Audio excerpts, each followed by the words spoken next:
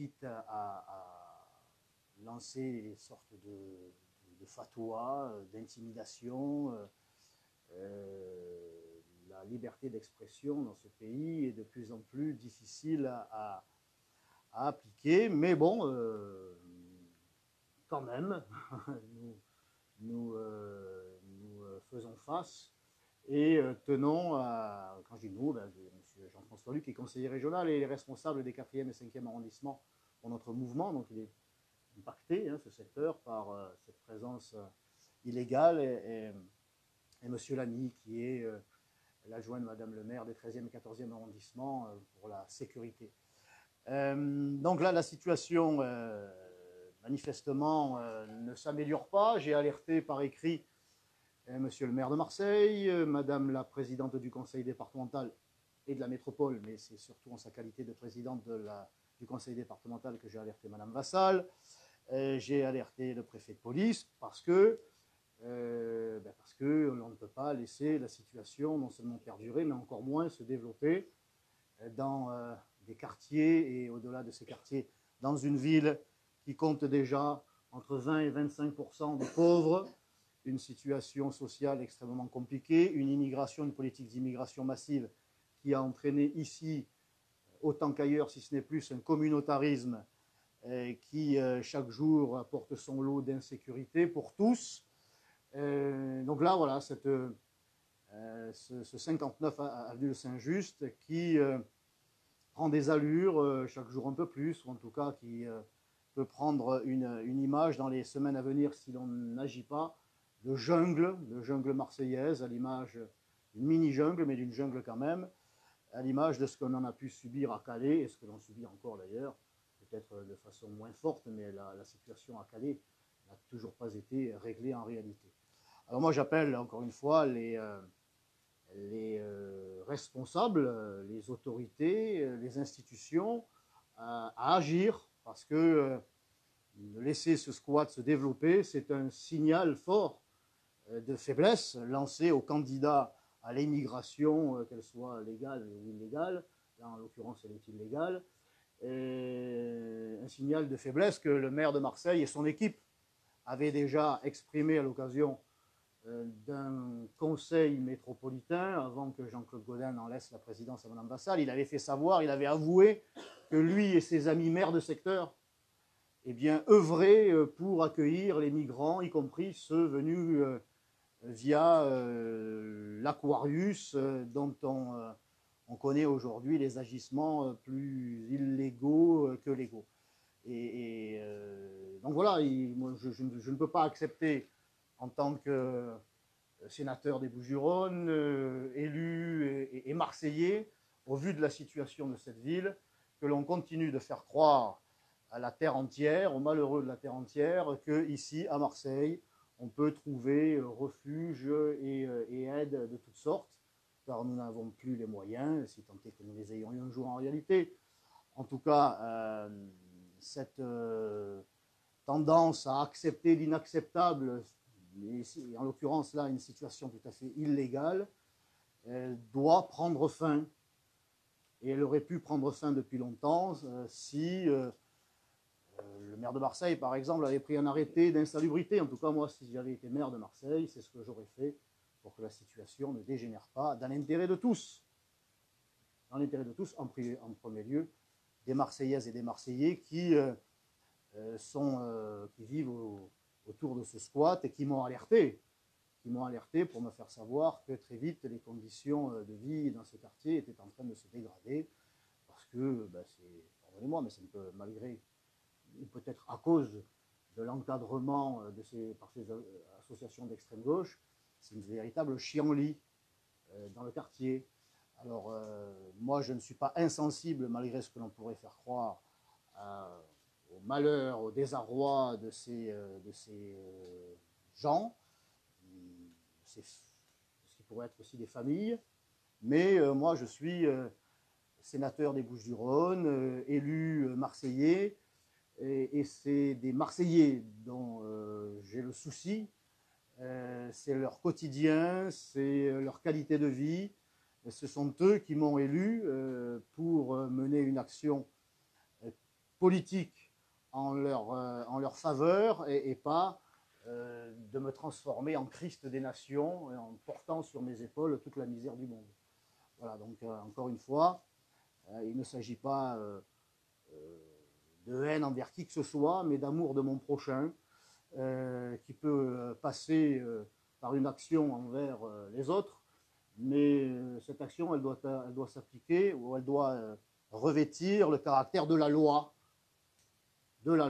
qui devrait s'appliquer et qui ne s'applique pas. La loi doit s'appliquer, si la loi s'applique, s'agissant des mineurs, par exemple. Et moi, je souhaite. Vous préconisez qu'on ouvre des places pour ces personnes. Je souhaite que l'on applique la loi et que l'on tourne le dos à ces recommandations qui sont autant d'ordre d'oukase de l'Union européenne. Vous voyez que cette Union européenne, encore une fois, se soucie plus de ceux qui viennent de l'extérieur de l'Europe plutôt que ceux qui sont à l'intérieur. Cette Union européenne, ça a été évoqué au Sénat il y a quelques semaines, quelques mois, qui conseille aux États membres de ne pas obliger ceux et celles qui se présentent comme mineurs, de ne pas les obliger à leur imposer donc le test, le fameux test osseux ou un test en général, qui nous permettrait de savoir si oui ou non ils sont mineurs. Parce que là encore, il suffit à ces individus, à ces jeunes gens, de dire « moi je suis mineur » pour que nous soyons obligés de les considérer comme tels. Eh bien, moi je souhaiterais qu'on commence par vérifier s'ils sont mineurs. Or, un rapport du Sénat, encore une fois, ce n'est pas un rapport venu du 78 rue des Suisses à Nanterre, ce n'est pas un rapport du Rassemblement national, mais du Sénat qui est au-dessus de tout soupçon partisan. Eh bien, l'on estime que 70%, au niveau national, hein, je ne vois pas pourquoi le chiffre serait différent ici, 70% des mineurs, des jeunes gens qui se présentent comme mineurs sont en réalité majeurs.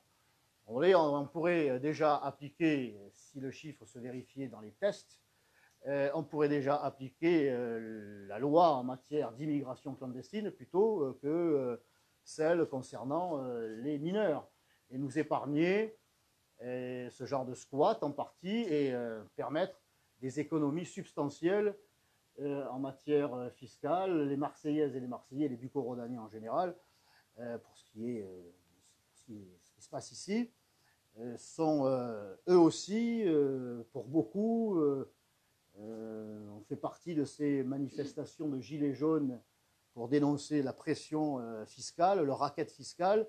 Eh bien, le coût d'une immigration incontrôlée de A à Z, parce que même, encore une fois, lorsqu'il s'agit de contrôler s'ils sont mineurs ou majeurs, il n'y a aucune violence qui serait exercée si on appliquait ce test. Eh bien, même ça, la France d'Emmanuel Macron, et pas seulement d'Emmanuel Macron, mais en tout cas celle-là aussi, se refuse à cette action de bon sens. Voilà. Alors moi, je commencerai par ça, par faire en sorte que l'on vérifie s'ils sont majeurs ou mineurs. Et s'ils sont, écoutez, s'ils sont mineurs, la loi s'appliquera là aussi, en attendant qu'elle soit changée le moment venu. La politique d'immigration doit être revue de fond en comble. Alors, on ne va pas ici, moi, je ne suis pas candidat à l'élection présidentielle, je suis quand même législateur. Et le jour où les élus du Rassemblement national seront plus nombreux au Sénat et à l'Assemblée nationale, eh bien, les lois en matière d'immigration seront changées, évidemment. Et notamment puisqu'il y a les élections européennes dans quelques mois, la sortie de Schengen, le rétablissement des frontières, et puis, encore une fois, obtenir des pays d'où viennent en grande partie ces immigrés clandestins, obtenir d'eux qu'ils acceptent, parce que c'est quand même assez ahurissant, par exemple, de savoir que le Mali refuse le retour de ses ressortissants dans le pays. La France est-elle devenue si insignifiante sur la scène internationale qu'elle n'arrive même plus à convaincre un pays comme le Mali d'accepter ces ressortissants alors que nos soldats sont sur place au Mali pour assurer la sécurité de ce pays. C'est quand même assez extravagant. Je rappelle que l'Éthiopie et l'Érythrée ont signé un pacte de paix, un traité de paix, et qu'il ne saurait être question désormais de chantage à la situation de conflit dans ces pays. Il n'y a plus de conflit, parce que la situation s'est largement améliorée. Je ne vois pas pourquoi aujourd'hui nous tergiversons encore, même si en l'occurrence là ce n'est pas la présidente du conseil départemental ni au maire de Marseille de prendre les mesures, mais je lance l'appel à ce gouvernement qui manifestement ne fait preuve de surdité et d'aveuglement volontaire. Alors encore une fois, je rebondis sur la question aussi. Vous nous expliquez, vous convoquez une conférence de presse pour parler de clandestins, soit or, aucune de ces personnes n'est là aujourd'hui un immigré clandestin. Tous sont ici dans un cadre légal qui certes ne vous plaît pas, mais que vous n'avez pas encore changé, puisque la moitié sont supposés mineurs, certes, mais supposés mineurs, et que l'autre moitié sont des familles, pour la plupart, dans le processus de demande du droit d'asile. Donc comment fait-on pour ces gens qui sont aujourd'hui dans les clous du Dublin? Comment fait-on pour eux, puisqu'on n'est manifestement pas en capacité de leur offrir un hébergement digne? Comment fait-on pour eux? On les laisse à la rue en attendant que le droit s'applique comme ça, de façon un petit peu divine. Comment fait-on? Vous l'avez vous-même remarqué, nous ne sommes pas en mesure de les accueillir. Nous ne sommes pas en mesure de les accueillir. Je ne vais pas rappeler, ou brièvement en tout cas, la situation immobilière dans cette ville. Il y a, encore une fois, 20 à 25% de la population qui vit en dessous du seuil de pauvreté. Il y a un logement insalubre qui a fait la une des journaux et qui continue à le faire depuis plusieurs semaines. Nous ne sommes pas en mesure d'accueillir ces gens-là. Et en ce qui concerne leur présence à Saint-Just, ils sont en situation d'occupation illégale. Eh bien, écoutez, c'est au pouvoir public à prendre leurs responsabilités, encore une fois. La première responsabilité, la première... C'est à eux de demander une nouvelle expulsion. En l'occurrence, le DG n'a pas demandé l'expulsion. Pourquoi vous... Du coup, c'est de l'ingérence. Moi, si j'étais maire de Marseille, en tout cas, je m'inquiéterais de la sécurité. Je m'inquiéterais de la sécurité de ce site, parce qu'on ne sait pas combien ils sont vraiment, 200, 250, oui, demain 260, après-demain 300. N'est-il pas là, ne sont-ils pas finalement à terme dans une situation d'insécurité? Je ne sais pas dans quel état est l'immeuble, mais il faudrait peut-être vérifier s'il y a insalubrité ou pas. Oui, mais justement, on est dans l'a priori, on est dans la politique de l'a priori, on ne sait pas, on verra. Moi, par principe de précaution, eh bien, moi, si j'avais été maire de Marseille, je crois que j'aurais pris un arrêté de manière à protéger tout le monde.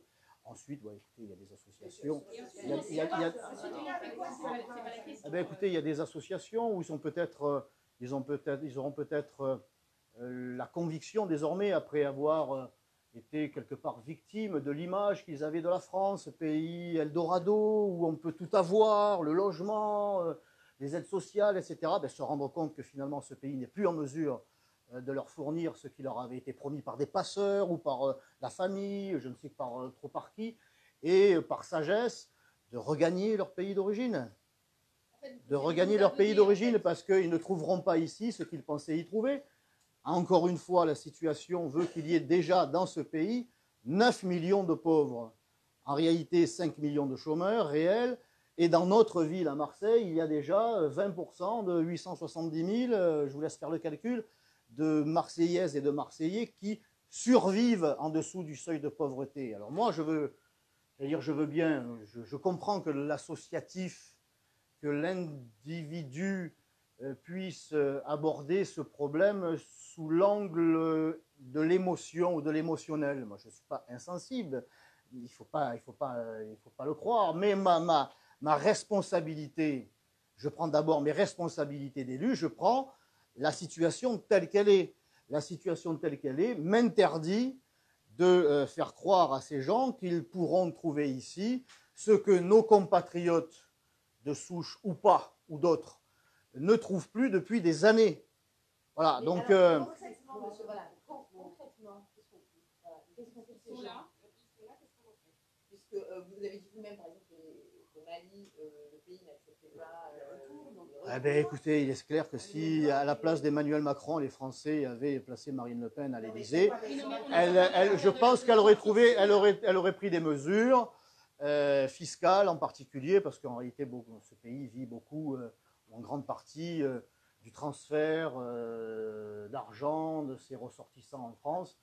Si l'on avait mis un peu une petite pression fiscale là-dessus, le gouvernement malien aurait changé d'avis. Bon, on est dans la politique fiction. Bon, malheureusement, sur l'ensemble de l'échiquier politique de Laurent Wauquiez jusqu'à Emmanuel Macron, on est dans l'acceptation de l'inacceptable et on continue à se voiler la face sur la question de l'immigration.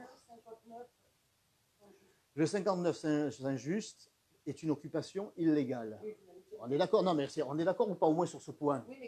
Bon, alors est-ce que, eh bien, écoutez, encore une fois, il faudrait... Je crois savoir que cet immeuble est en train d'être vendu. Bon, il s'agirait d'une question de jours, peut-être d'heures, pour que les nouveaux propriétaires en prennent possession.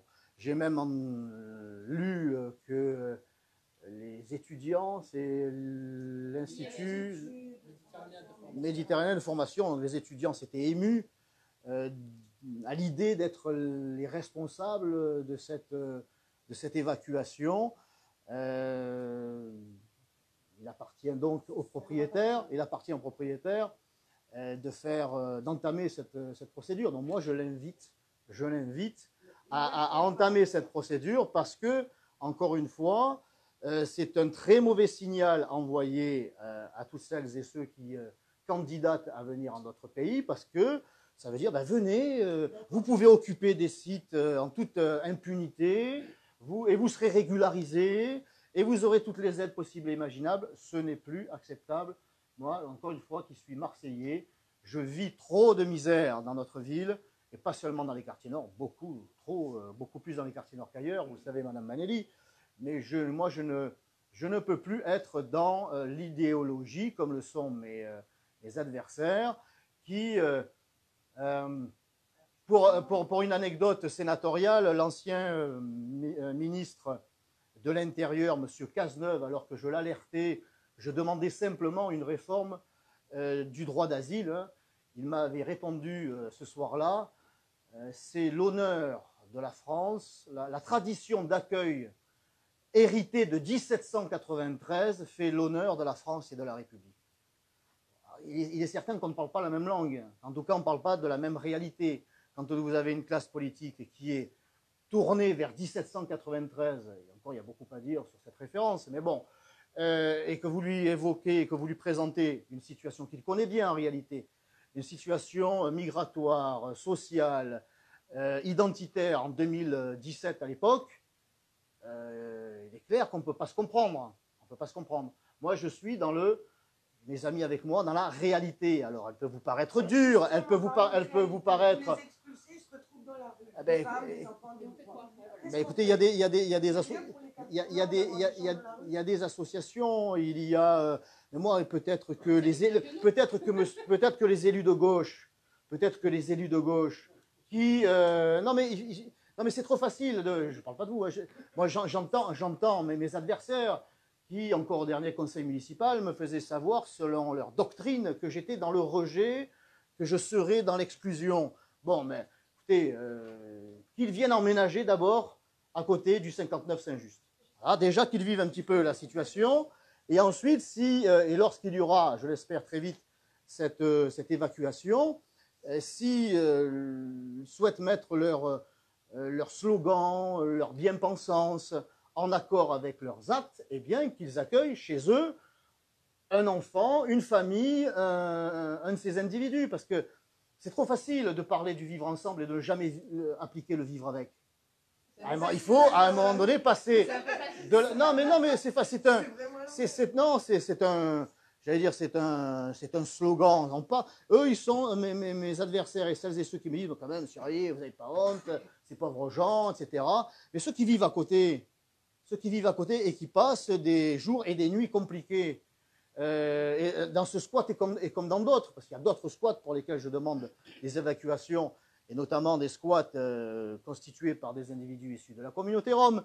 Moi, je suis père de famille, j'ai des enfants, bon, ils sont grands, mais ils ont été petits. Je ne suis pas insensible à ce que je vois.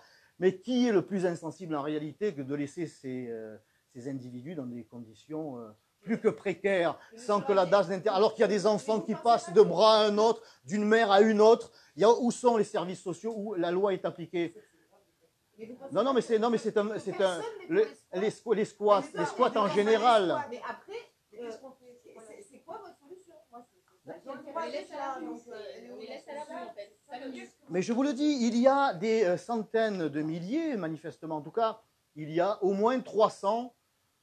Allez, non, on va pas aller au niveau national. Il y a au moins 4 députés à Marseille, issus de la République En Marche. Ils sont 4, hein, c'est ça. Et tiens, et le 5e, le réfugié politique, M. Mélenchon, qui ont le cœur en bandoulière. Qui ne cessent de faire la leçon et qui sont favorables à l'accueil en permanence. Eh bien, écoutez, qu'ils donnent l'exemple, qu'ils accueillent chez eux. Parce que les Marseillaises et les Marseillais accueillent depuis 30 ans, ils se sont poussés, ils ont fait de la place, et les logements sociaux, etc. etc. Bon, ben, la réalité de cette politique d'accueil fait que c'est entendu de l'autre côté de la Méditerranée, et que l'on continue à venir dans ce pays en particulier, dans cette ville, alors que nous n'avons plus justement les moyens d'agir en profondeur et de régler le problème. Vous êtes sensible à ça. Vous ne voyez que l'effet immédiat. Oh mon Dieu, ils vont être dans la rue. Personne ne souhaite qu'il y ait des gens dans la rue. Bon, eh bien, donc je pense qu'il faudrait les inviter à regagner, à les convaincre que l'intérêt de tous, c'est qu'ils regagnent leur pays d'origine. Je pense que c'est le mieux.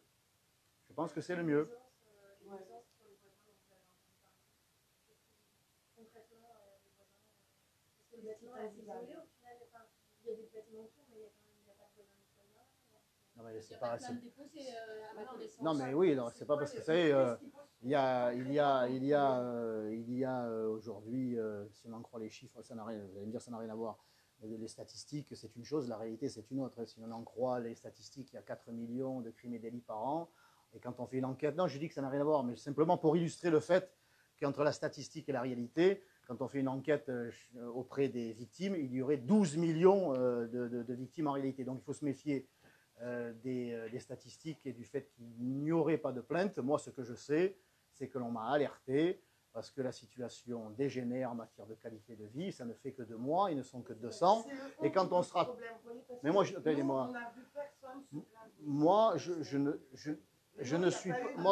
ne vais quand même pas, contrairement à d'autres, manifestement, dénoncer c'est madame un tel, c'est monsieur un tel, parce que la réalité, elle est celle-là, assez injuste comme ailleurs. Mais encore... Non, mais je ne vous dirai pas les noms.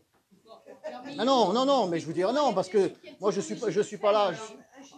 Encore une fois, je ne suis pas là pour dénoncer qui que ce soit. Moi, je dénonce un phénomène. Je dénonce un phénomène. Ce phénomène, c'est celui d'une immigration incontrôlée qui se manifeste.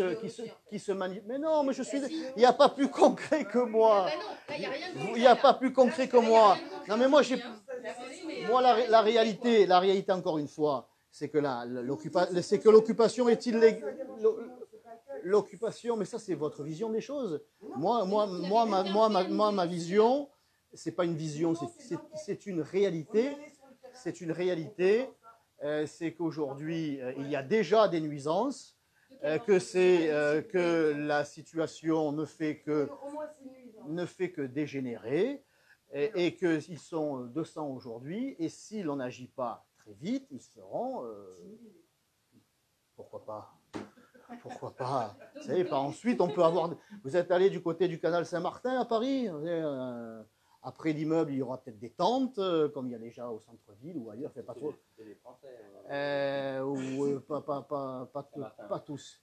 Eh bien, vous savez, être français aujourd'hui, qu'est-ce que ça veut dire, hein? Mais le fait est, c'est que une occupation illégale avec des enfants qui naissent comme ça. Non, non, mais je veux dire, sur le site, ils sont là sur un site encadré par des milices d'extrême gauche. Mais c'est quoi ça en bas? Non, mais ça c'est quoi? Non, mais les antifas c'est quoi? D'ailleurs, je lance un appel à Emmanuel Macron puisqu'il est dans une logique de dissolution de groupuscules extrémistes. Il devra en profiter pour se pencher sur les antifas qui ne sont quand même pas connus pour être des démocrates convaincus. Bon, enfin, c'est encore autre chose. Moi, ce que je vois ici, à travers vos réflexions, et elles sont représentatives de ce que j'entends de la part de certains de mes adversaires, notamment de gauche ou du centre. Oh mon Dieu, on ne va quand même pas laisser ces gens à la rue. Vous vous rendez compte, les familles, mais ces gens, ceux qui me font la leçon, là, ils n'habitent pas là. Hein. Ils n'habitent même pas dans les quartiers nord. Ils habitent dans les beaux quartiers où il n'y a jamais de squat. Il n'y en a jamais. C'est toujours pour les mêmes, les squats. Hein.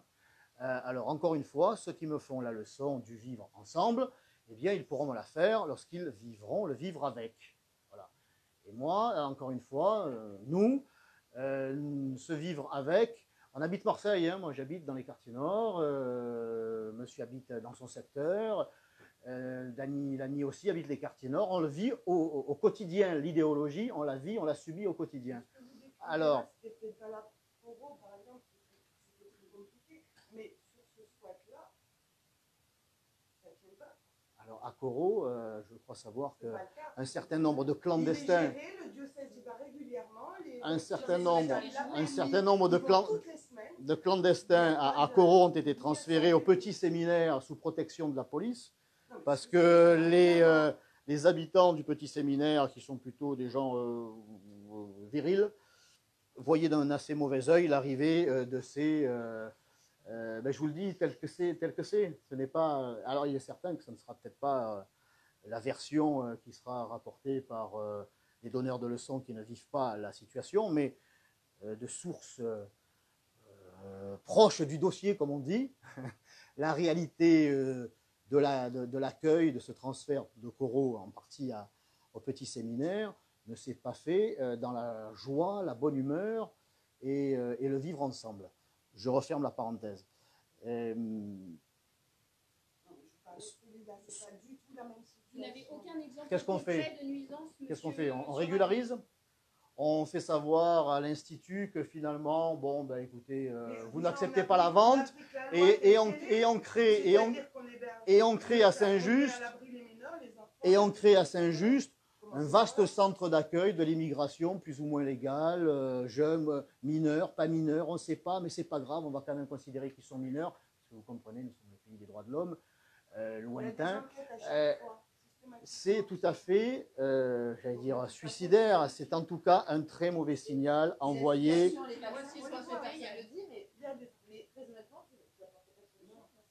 Il faut. Moi, ce que je remarque aussi, c'est que Madame la présidente du conseil départemental, qui a en charge normalement la prise en compte des mineurs, c'est courage fuyons. Hein. Ah, c'est pas moi, c'est l'État. Ben non, ma cocotte, c'est toi. C'est vous, Madame Vassal. Mais elle se cache derrière l'État parce que la situation a tellement dégénéré, il y a tellement de cas à traiter qu'elle ne veut plus en prendre la charge parce que cela a un coût exorbitant. Alors, je vous interromps, M. Radier, à propos de coût. La prise en charge d'un mineur aujourd'hui en France, c'est 70 € par jour. On peut multiplier par 365. Voilà, bon. C'est ne m'interrompez pas. C'est 50 000 € par an. Aujourd'hui, le conseil général, le conseil départemental des Bouches-du-Rhône préfère payer des astreintes qui, elles, coûtent entre 150 et 250 € jour, que l'on versera à la majorité de l'enfant. Donc on préfère payer le double, sinon le triple, plutôt que d'assumer aujourd'hui les responsabilités qui incombent au conseil départemental. départementale plutôt que d'appliquer la loi. Vous, là, vous êtes, vous l'avez dit tout à l'heure, un représentant de ces institutions, vous êtes un représentant du législateur. Je vous l'ai dit. Qu'attendez-vous en tant qu'élu, qu'attendez-vous pour mettre la pression sur le conseil départemental pour qu'il applique la loi? Mais je vous l'ai dit en préambule, j'ai saisi Madame Vassal. Je lui ai demandé ce qu'elle comptait faire. Elle ne m'a pas répondu, ni Jean-Claude Gaudin, ni le préfet. Parce que vous me faites le grief de ne pas proposer, selon vous, les solutions. Je vous rappelle que je représente un 348e du Sénat, que nous représentons 14% du conseil municipal. Nous n'avons pas encore les moyens d'agir. Vous l'avez remarqué. Bon, vous l'avez remarqué. Donc moi, je vous l'ai dit, la première des mesures, on va vérifier s'il est mineur ou pas mineur. Ça me semble être élémentaire. Bon, la loi nous le permet, alors il faudrait quand même en profiter, mais seulement on cède à l'idéologie européiste, mondialiste, etc. Bon, immigrationniste. Donc il faudrait commencer par ça. Et ensuite, écoutez, Madame Vassal, elle est présidente du conseil départemental, donc elle doit appliquer la loi. Seulement, on est à 1 an des élections. Alors il ne faut pas prêter le flanc. Il ne faut pas prêter le flanc. Et elle préfère gaspiller l'argent public au triple plutôt que d'assumer ses responsabilités. Voilà, ça c'est le double, quand ce n'est pas le triple discours des élus républicains qui bombent le torse, sortent les muscles, mais en réalité, et comme là encore une fois l'a révélé Jean-Claude Gaudin il y a quelques mois, ils sont très inquiets, très impliqués dans l'accueil des migrants, je vais dire de toute nature, légaux ou illégaux.